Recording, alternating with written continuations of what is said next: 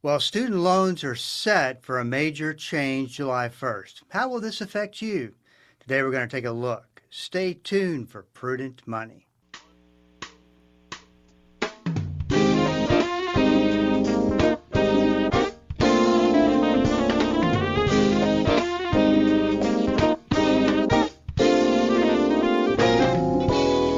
Good afternoon. This is Bob Brooks, and you are listening to the Prudent Money Radio Show. Thanks so much for joining me today. You know I do appreciate it.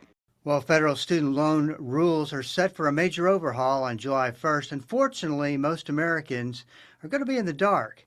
College admissions expert John Hupalo is here to talk about what's going to be changing. Hey, John, welcome to Prudent Money. Bob, great to be with you this morning. You know, I was thinking about everything we've talked about kind of leading up to this. And I got to tell you, and I wonder if it's just me or this is reality. As I read through all these changes, I gotta say I didn't expect it to be this big of a change so suddenly. I mean, has it always been there, and we just haven't, or is it just they have not, brought it to a point where okay, this is the final? What's going on there? Well, this has been a year in the making, Bob. July 4th, 2025, President signed the big, beautiful bill, and that started the wheels in motion for what we're going to see in just a week or so. So yes, it in some ways it seems like it's sudden, but a year in the making. And honestly, I think for lots of people who have been studying this issue, it's probably 10 years in the making. The student loan system became extremely complicated. And I think what the administration is trying to do now is make it less complicated. No matter what, though, some of the articles that I read start with things like, this is complicated. Yeah. So no matter what happens, no matter what they try to do to simplify, it remains complicated. But I'm going to say this, the forest is a lot less dense July 1, 2026 than it was in the years past. So I'm hopeful that this is actually moving in the right direction. Yeah, as I look through this, it's kind of one of those things where, no question, more detail, more organization than anything that kind of shoot from the hip that Biden did. But at the same time, you have a student loan population who is not used to this, of having, these are the rules, and if you don't follow, follow them or else. Well, that's right, Bob. And you and I have been talking about this, I think, literally for 10 years now, when we first started with the whole idea that you don't really need to repay your student loans and we're going to forgive all of them. And that put a lot of student loan borrowers in the position of saying, I don't want to be the fool who pays and then everybody else gets their loan forgiven. Well, those Right. days are over, right? Those days are well behind us now. And again, I think it's really important for your listeners to make sure that they understand there are two buckets of people, basically. Those who have borrowed before July 1, 2026, so before this year, so they have outstanding student loans and they're playing by one set of rules. But the students and the parents who are going to start borrowing under the federal direct loan program starting July 1 this year, just again in a little over a week, they're going to have a whole separate set of rules, which should be a lot simpler. And hopefully, in 5 years from now, if we're still talking about this, we'll say, gee, that was a really good thing that they did back in 2026. This is Bob Brooks, and you are listening to the Prudent Money Radio Show. I have John Hupalo here talking about what's coming down the pike July 1st. And let's go through the changes. Also, want to make one thing clear. There are students who are maybe freshmen, no, excuse me, not freshmen, sophomore through senior year, who are kind of exempt from these new rules, if my understanding, versus they started the old rules. They'll finish up on the old rules. Is that still what your understanding is? Yeah, that's basically right, Bob. Because I'm going to give the caveat right at the very beginning.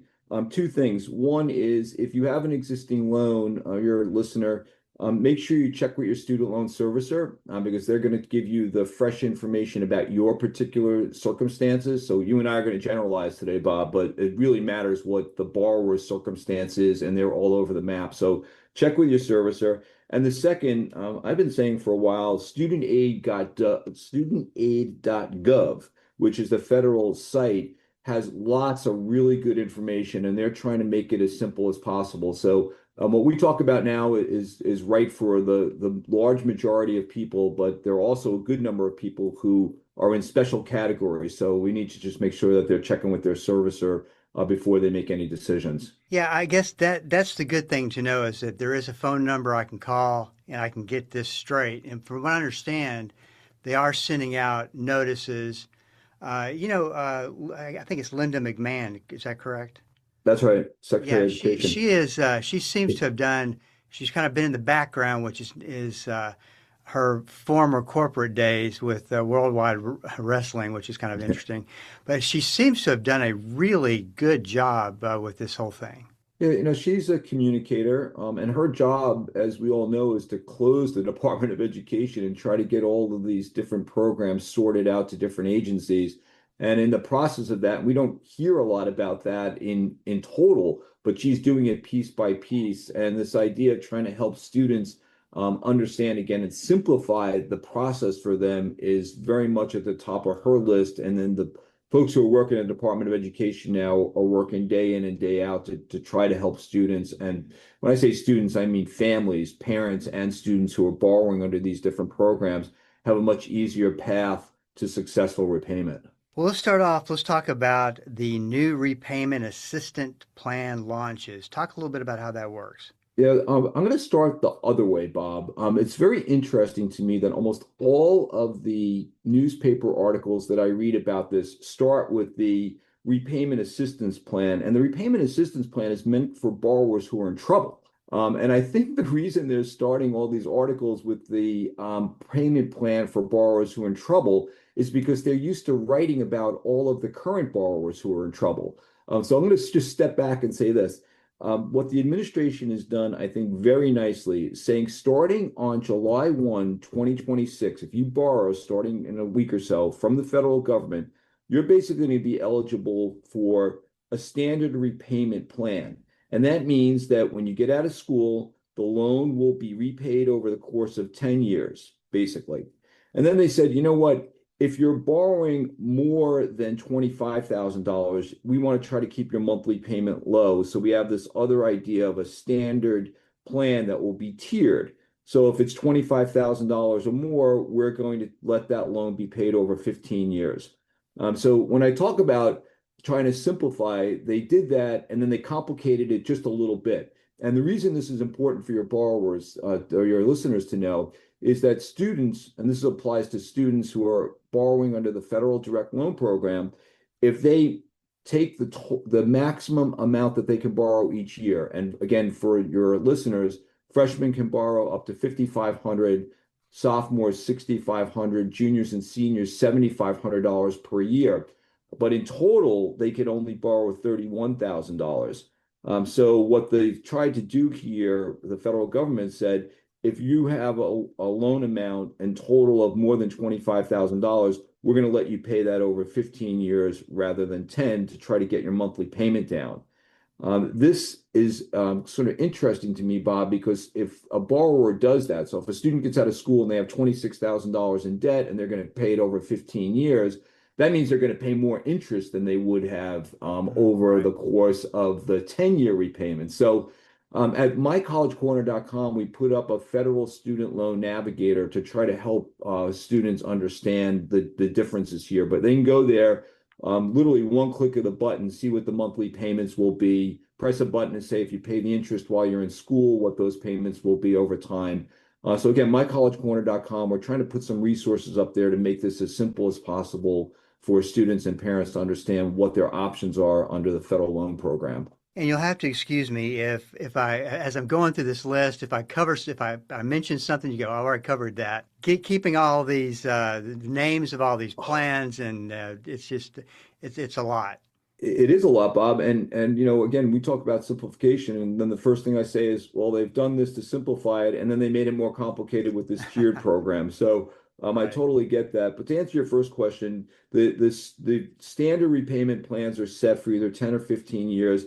And then the one that you started with, the repayment assistance plan, is then based on income. So if a borrower gets into trouble, let's say they get out of school in 6, 7 years from now and they don't have the job that they thought they were going to have and they're in trouble making those payments, they can call that student loan servicer again and say, look, I'm having these issues. Will I be eligible for the repayment assistance plan, which then takes between 1 and 10% of their income to make those loan payments over time. And there's forgiveness in that program after 30 years. So again, a little more complicated, but I think at the highest level for students who are starting on July 1, they should bank on the standard repayment plan over 10 years. Maybe it's going to be 15 if they borrowed enough. And then if they get into trouble, they have one plan. In the old days, meaning before July 1 this year, there were sort of 7 or 8 different plans that they could choose from, and it got ridiculously complicated. So again, there is this idea that we're trying to simplify it, but they need to talk to their student loan servicer to understand what makes the most sense for them. Okay, so do you see the possibility of you've got parents who are thought they could depend on the Parent Plus loans. I mean, Right. that's what parents have been depending upon for years. Doesn't make it a great program, but that is, it's there. They can borrow literally up to the entire amount if they want to. What about those parents who may be thinking that's still an option?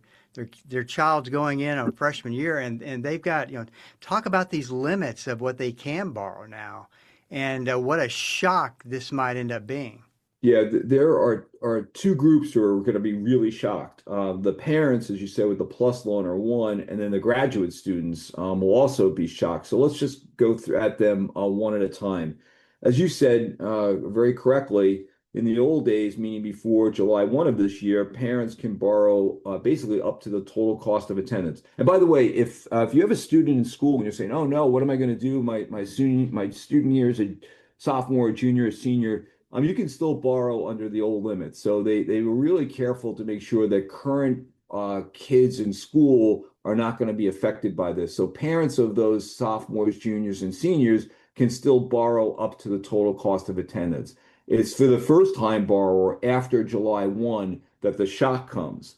And so for parents who have freshmen going to college thinking that they were going to be able to borrow the whole thing, that's the problem. The Big Beautiful Bill capped the amount that a parent can borrow at $20,000 per year and $65,000 per student over their life. So that's basically like 3.5 years of borrowing. So again, that is the big shock. $20,000 is all that a parent can borrow under the Plus program beginning on July 1, again, capped at $65,000 per student over the course of their life. And that's a really fundamental change, Bob. And then talk a little bit about the Grad Plus loans. Those are going to be eliminated for new borrowers. Talk about what kind of a change that is for your brand new borrowers. Yeah, same. It's very similar actually to what happened with the plus loans for parents. So, way back in the early 2000s, the government said, you know what, grad students need some more help, and we have this plus loan program that parents are using basically to borrow up to the cost of attendance. Let's let grad students do the same thing because look, grad students are a little older. For most of them, they've had jobs or they've had income before, and it should be that their grad earnings after this program's over will allow them to borrow more. Well, lo and behold, a year ago, the administration said, yeah, except that grad students and schools are taking way too much advantage of this, and they're borrowing literally hundreds of thousands of dollars, sometimes for programs that pay 40 or 50 or 60,000. So we have to change that. So for graduate students starting on July 1, and again, this is first time borrowers. So if you're a current grad student, you're grandfathered into the old rules. But for new students starting July 1 of this year, they're capped at borrowing $20,500 per year with a $100,000 lifetime cap for themselves. Unless, now, again, Bob, here's the complication. Unless, of course, you're going for a professional degree, and there are 11 categories of those, Oh gosh. then you can borrow more than that, up to $50,000 a year and $200,000 in all. But those degrees are limited to 11 categories. I'm going to say what they are, and you're going to not hear me say the word nursing. So nursing is not considered to be a professional degree, but chiropractic, clinical psychology, dentistry, law, medicine, optometry, osteopathic medicine, pharmacy, podiatry, theology, and veterinary medicine are all eligible for higher amounts. There has been a big debate and pushback from the nurses saying, well, we're I don't get professionals that. too. That makes no sense to me. I know the Department of Education put out a defense of this, and this is directionally right, Bob. These numbers are not quite right, but they said that some small number percentage of nurses would actually have to borrow more than this cap of 20,500 per year. So they have a defense based on some data that they claim, and I say claim, maybe it's right, maybe it's not, but they stood fast on this despite some really hard pushback from the nurses and the schools. But those 11 categories are the ones that are eligible for more than the minimum, and that's the way it stands at the moment. So let's talk about another change that's going to happen, and that is the Public Service Forgiveness Program for new borrowers. Talk about that. Yeah, the public service loan forgiveness program is one that lots of folks hung their hat on over time, saying, look, if you're going to go and get one of these higher cost degrees, but then you go and dedicate your life to public service, we're going to provide some forgiveness there. Again, there are pretty significant changes that are going on in that program. And I would, again, I'm going to, frankly, Bob, I'm going to punt on this one because I think going to studentaid.gov or calling the servicer specifically is really the best course. Generalizing of what's likely to happen here for any large borrower group is really hard because of the circumstances involved, other than to say there are big changes that are coming in that program as well. And if you were counting on public service loan forgiveness, I would definitely call the servicer and make sure that you're aware of what the rules are going forward, and also any rules that might have applied sort of retroactively based on whatever the categorizations are. It of the complications, I think that one is the most complicated and the one that was actually driven, you said it earlier, by basically sort of which way is the wind blowing in Washington, and they were changing that program to make sure that the sound bites were working for the politicians, maybe not so well for the students. So the going forward, borrowers should receive notices in the mail, which is Yeah. pretty standard. What it will be interesting to watch. You have 90 days to make changes that you have to make, and they say if you don't make changes, you could be stuck on a plan you don't want to be on. Yeah, their default is to put you back to the standard repayment plan, which again could be troublesome for folks. But I think your point is right. I think they're doing a better job today than they certainly have done in the last 5 years of trying to communicate all of this through the whatever the modern means of communication are, Bob. I'm not even sure right now. They're sending emails, they're sending snail mail, they may be texting for all I know. I know they're trying to improve the quality of that. But you started at the very top saying most people don't know about this. And you and I know about it because we follow this at certain, some level of specificity. But for the average folks who are out there just trying to live their lives, this is just another one of those things that's out there to worry about. So I think it's really important, again, to try to become as best educated as you can about what's going on and just like flag for yourself. If I have a loan, a student loan from the federal government, I better make sure I understand what the rules are that apply to my set of loans. Best way to do that is contact the student loan servicer. So here's a couple of interesting surveys that have been taken. The one I already mentioned, 71% of Americans are unaware of these upcoming student loan changes. And among borrowers, I think that you'll find this interesting, 30% say the changes make them less likely to borrow if federal loans no longer cover the full cost of attending college. And the way I read that is 30% of them say, well, this just isn't for me. If I can't get it paid for through debt, then it's just not going to happen. That's kind. I mean, that's kind of to me what that says, and it makes me wonder what happens overall with attendance. I mean, this set of rules. I mean, one of the things that appeals to parents, not that it makes it right, not that it makes it a good idea, but has been the fact that hey, I can finance this whole thing, which is a big amount of money. But Uh, do you see this becoming a hit towards attendance? I mean, this has got to materialize in that way. It does, and I think the underlying premise of this, and you said it right, is that I can borrow whatever I need. And the issue that I have, and this is a personal thing for me, so I'll say that straight out, is that I don't think necessarily that borrowing and sort of betting the bank on some of these low return majors is a really great idea, right? The schools had a big incentive to create majors for anything for anybody, and they weren't really worried about how much the kids are making on the way out, right? Right.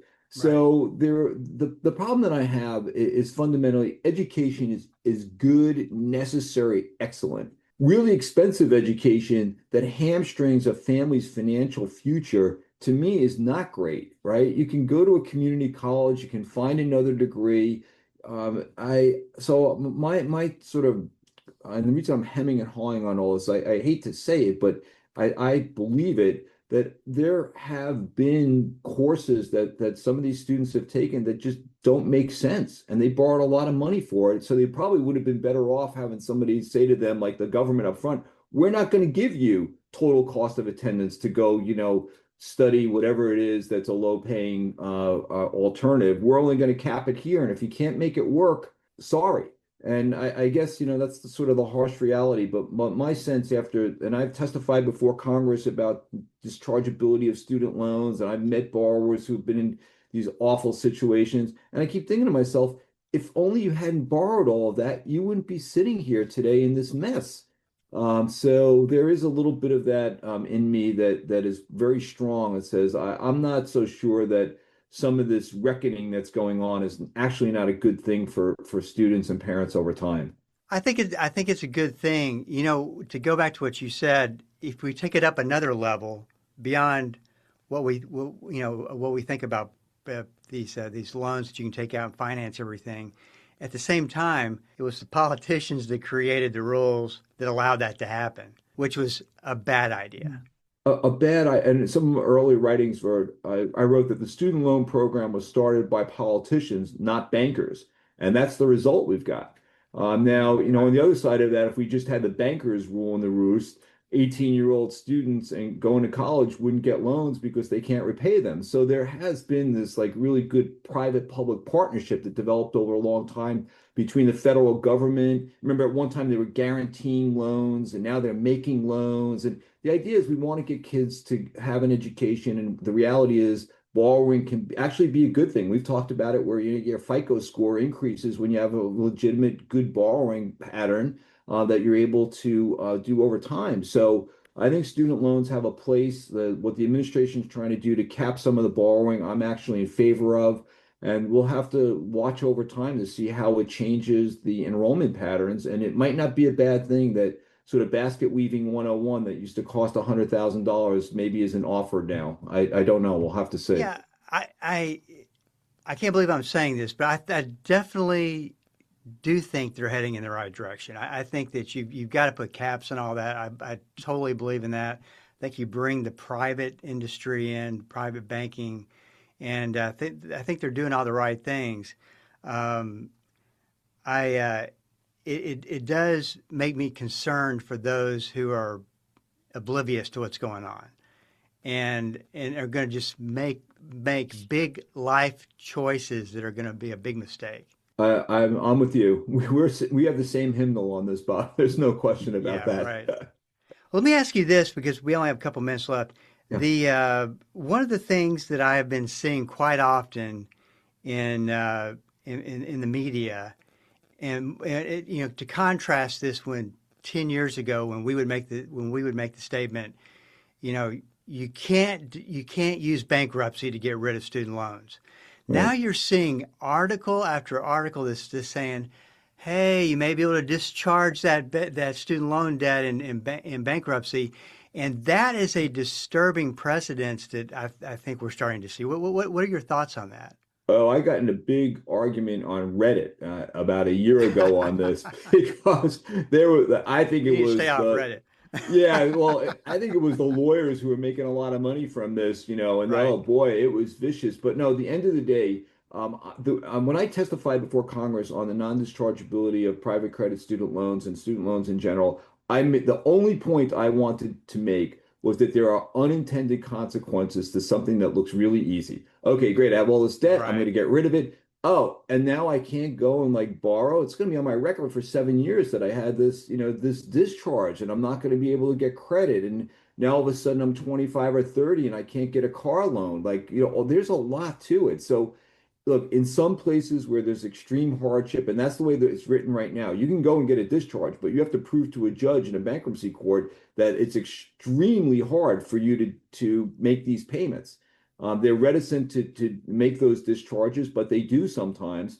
But there are unintended consequences, and this is probably like a 10-minute conversation in a lot of detail your audience might not be worried about. So the bottom line, the punchline, Bob, is if you think your way out is bankruptcy, think at least twice or maybe three times, because there may be some unintended consequences that you need to really consider before you push that button to try to get the discharge.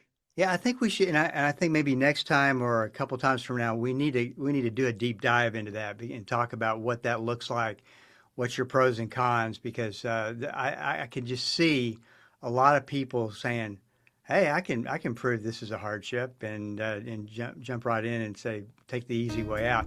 But I have heard it is a very difficult process to get through. And It's but anyway, purposely difficult. we'll talk about that. Yeah, John, perfect. always love having you on the program, and look forward to what craziness goes on the next 30 days we can talk about. Look forward to it, Bob. Thank you. This is Bob Brooks. You got a question for me? Please go to www.prudentmoney.com, because we are all out of time. Till we do meet again tomorrow, keep the faith and have a great rest of the day. That's all the time we have for today. Questions or comments for Bob, or to find out more great information like what you've just heard, visit www.prudentmoney.com. Be sure to join Bob Brooks again for the next edition of Prudent Money.